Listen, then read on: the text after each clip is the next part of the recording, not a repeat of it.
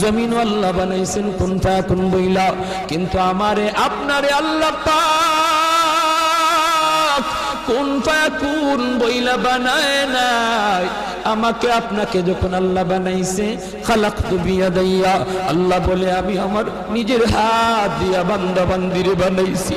কারণ এই চেহারার মধ্যে এত দামি কপাল, ওই কপাল দিয়া বান্দা আমার কুদরতি কদমে সাজদা দিবে।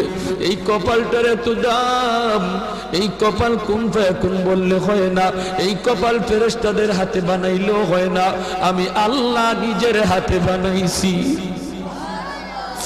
আল্লাহ পাক কই আমি আল্লাহ দেখি জমিনে কেমন অন্যায় হয়, অত্যাচার কেমন জুলুম হয়, জমিনে কেমন অন্যায় হয়, অত্যাচার হয়, কেমন জুলুম হয়, কেমন গুনাহ হয়, আমি আল্লাহ দেখতেছি, আমি আল্লাহ দেখতেছি। আমার